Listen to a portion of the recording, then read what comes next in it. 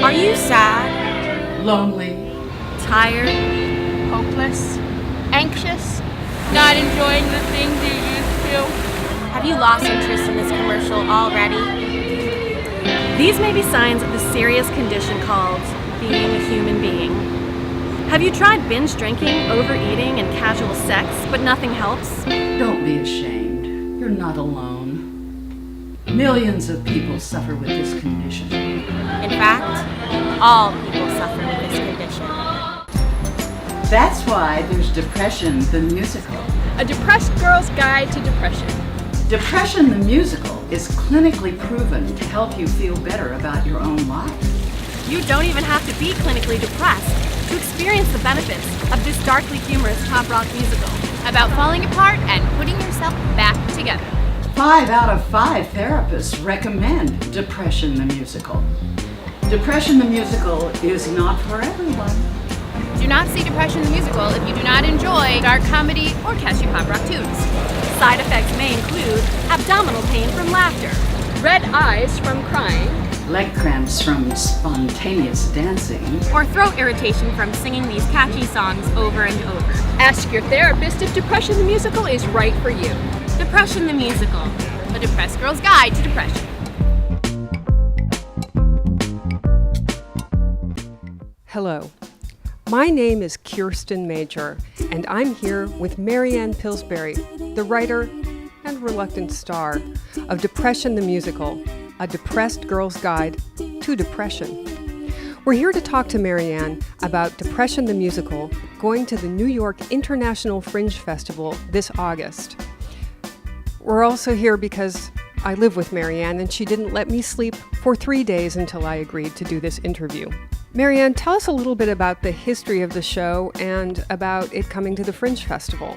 We actually did another crowdfunding campaign last year. We raised about $4,000 through Rocket Hub to do a staged reading of the show at the Port Fringe Festival in Portland, Maine. After that staged reading, we also were invited to do a staged reading at the Fresh Fruit Festival reading series. And Fresh Fruit is an LGBT arts and culture festival. We are so excited that we were selected to be part of the New York International Fringe Festival this August, and so we're doing another campaign to raise the funds to do that production.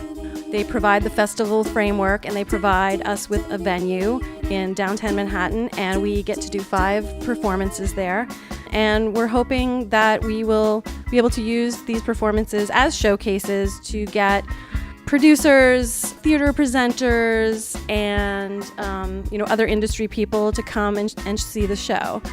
Marianne, tell us a little bit about who's working on the show with you. When I met Gretchen, I had no idea she was the mother of John Cryer.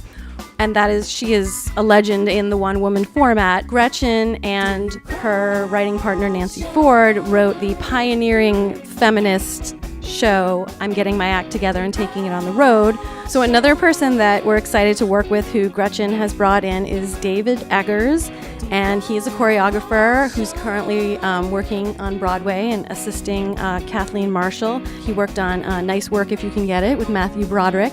Marianne, who is the audience for Depression the Musical? I like to think the audience is everyone. Anyone who's had experience with depression, anyone who knows someone who's been depressed, or anyone who's had any problems at all, really. People who have difficult relationships with their mothers, people who go to therapy, people who don't go to therapy but probably should, people who like pop rock music, people who like great songwriting, people who like Hedwig and the Angry Inch, people who like musicals, people who don't like musicals, people who drink too much, people who used to drink too much, people who love cats, people who are allergic to cats but still love them, women who like to sleep with other women, women who like to sleep with men, women who thought they liked to sleep with men but then realized they like to sleep with women, people who love living in New York City, people who hate living in New York City, and various other human beings.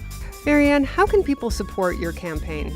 The main support that we need is money for our Fringe production. You know, if you can donate, that would be great. And if you can't donate, or even if you do donate and you can spread the word, that's even more important, because we'd like to get, beyond like my immediate network of people who are mainly the people that funded Port Fringe last year. Then, of course, coming to see the show in August, and the tickets will go on sale. We'll announce the dates mid-July, and the tickets will go on sale later in July.